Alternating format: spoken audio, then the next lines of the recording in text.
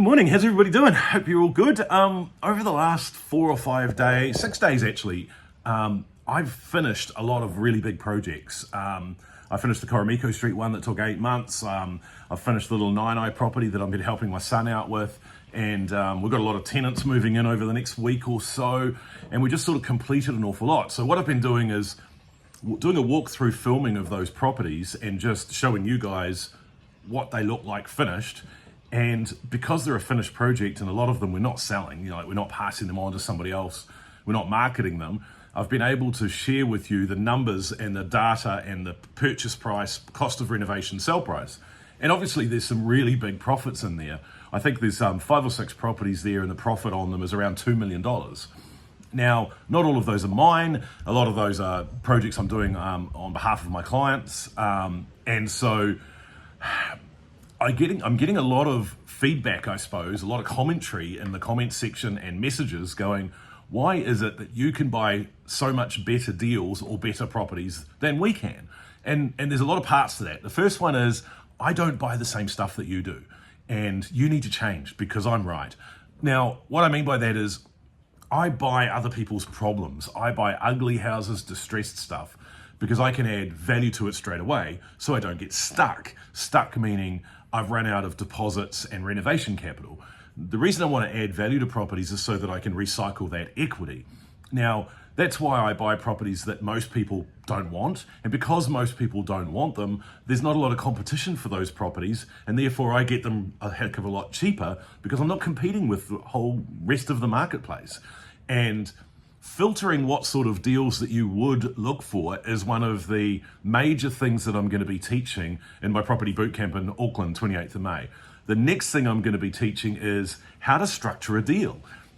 I think most people could fill in a sale and purchase agreement, but actually physically structuring a deal as in how much cash, when is it paid, who's it paid to, who's going to do what, on what date, long settlement terms, all sorts of different ways to actually write out and agree upon and who does what by when, by whom, is the second thing that I really, really want to get into with this property bootcamp.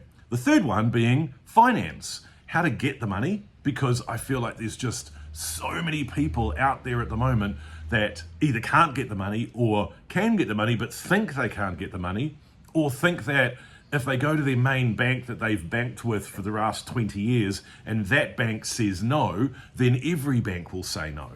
And that's just wrong. And we need to fix that. And the way to fix that funding problem, that lack of liquidity, is to realize that there are probably 200 banks in New Zealand and that they're shaped into 4 distinct different tiers and they all act differently. Now, at the very, very top tier, you've got Main Street banks, ANZ, BNZ, Westpac. Now, those banks want to know exactly to the cent how much money you earn, and quite often they say the terrible words, you don't pass based on serviceability, meaning you don't earn enough money. Now, there's another layer of banks down who have what would they call a low doc lending system, which means that they don't need as much information from you. Now, those next level of banks down have a lot of money to lend and they'll lend it very, very easily. There's also 2 more levels under that that are even more easy. And like I said at the beginning of this video, in the last 5 or 6 projects I've done, we've turned over about $2 million profit. So, does anybody care if I pay a little bit more interest than 6.5% on the main street? We're still under 10%, but if we paid somewhere between 6.5% and 10% and did the deals, could actually get the things to work and make the $2 million, nobody cares how much interest rate we pay based on that. Is that fair? So that's those main 3 things that I really want to push at the bootcamp, because much like this, where I do a video every day and I put it on Facebook for free, the bootcamp is cheap as chips. It's about 120 bucks a person, right?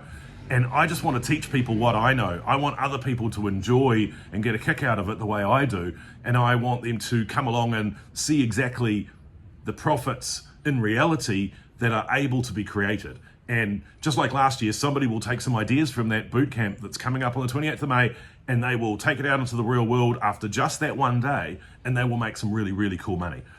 The only question is, will you click the link down below and will that person be you? Thoughts for the day? Bang a comment.